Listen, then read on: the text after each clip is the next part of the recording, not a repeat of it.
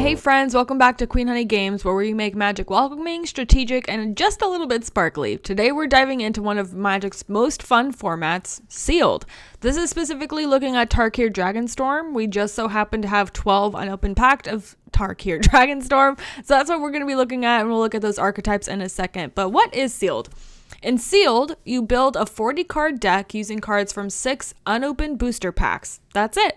No pre-built decks, no outside cards, just you, your packs, and the magic within them. It's one of Magic's limited formats, meaning you have a limited pool of cards to build with, rather than bringing your own constructed deck. You often play Sealed at a pre-release event, which are some of the most exciting times you play Magic. You get to try out new set formats and different mechanics, even before the set is officially released. But you can also, like we are doing today, just do Sealed whenever you want. All you have to do is, like I said, grab 6 packs and open them and build a 40-card deck. And then you and one opponent will go head-to-head, and best of 2 of 3 wins. Here I'm opening up my packs, and we're taking a look specifically at the rares and mythics, just speed running, getting through these packs. I like to see what rares and mythics I have to see if there's any really fun direction I can go. Now in Tarkir, you are a little bit more open because it is focused on clans, which are 3 color combos. Generally in Sealed, you only want to focus on 2 colors because you'll have to make sure that you have enough removal, good creatures, evasion, those types of things. And it's hard to do the more colors you go because you have to make sure you have the lands to play the spells you need, and so getting mana screwed is really unfortunate. But in Tarkir, we are able to go more colors because they focus specifically the set on 3 color pairings, so that's nice. The synergy's there if you need it. Ultimately, if you have good rares and mythics, that's always good, but like if you have a really good red, white, blue spell but you only pull green and black cards, like that's where all your cards are, guess what? You gotta discard that rare and go where the cards go. That's just how Magic is sometimes. Anybody find me? Oh gosh, I guess I'm gonna be that color. What color? Marty.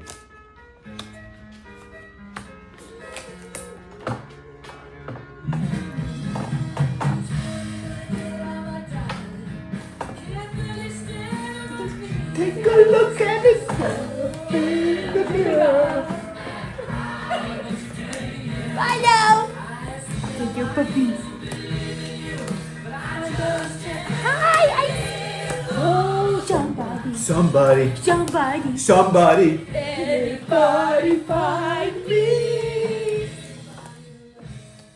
Highly recommend marrying your best friend because that's literally all that matters in life. Also get a cute puppy because that makes you really happy. But anyways, like I said, let's go ahead and take a look closer at those Tarkir Dragonstorm archetypes. Like I said, we are focusing on 3 color combos in Tarkir Dragonstorm. So first off is my favorite, Abzan Endure. Outsize your opponents with +1 counters or outflank them with spirit tokens. Again, that's white, black, green. And then we're going to move over to Jeskai Flurry. It's focusing on blue, red, white, where you're casting 2 or more spells in a single turn, which obviously we got the Spell Slinger combo there, and you want to overwhelm your opponents this way. This one is a very good color combo for any kind of evasion, which really is like flying creatures, so have fun with that. As a really strong combo here, we have Sultai Renew. Black, green, blue. Use the power of the graveyard to make your creatures stronger. Cottis the Fangkeeper, there's all kinds of delve happening. It's very scary over in Sultai, but very good. Mardu Mobilize. You are creating additional tokens to aid in your attacks with red, white, black, +1/+1s. We got all kinds of little tiny scary guys, 1/1 token creatures that you're able to sack and do things with, but you're just full sending and being really fast and hasty with your stuff. It's very good, but big stoppy stuff is going to happen over in Temur Harmonize. We got green, blue, red, where you cast your spells twice with the help from your biggest creatures. We are doing all kinds of really scary stuff. We're making big 5/5 elephants. It's a wild time over in Stompy Temur Town. You are able to focus more on the 2-color pairings if you're able to. Again, 2-color is going to be really good here. It's just that in Tarkir, you're able to more easily access that 3rd or even 4th color if you need to. But again, sealed really does well if we are focusing on 2 colors. So in white-black, we have sacrifice. Sacrificing your extra creatures, such as your temporary creatures, for mobilize to get extra use out of those creatures. And prowess, kind of a spell slinging combo with blue-red. You have 2 spells, really harmonizing spells frequently in order to reap the rewards from Flurry. Flurry was our new mechanic here for red and blue. Black and green are counters. We got +1 counters, but also death touch counters, lifelink counters, counters out the wazoo. It's a good time, and you're having your creatures be very formidable in combat. Red-white is going to be going wide with tokens. We got Blitz, where you're going to blitz by your opponents with sheer numbers using the mobilized tokens and flurry rewards to build impressive battlefields. Finally, my favorite, we got Simic, green and blue, leaving the graveyard, filling up your graveyard, and then using the harmonize, renew, or other methods to get bonuses for cards leaving your graveyard. So you're not just getting all the good fun spells to play from your library, but the graveyard as well, and being benefited with big scary stuff.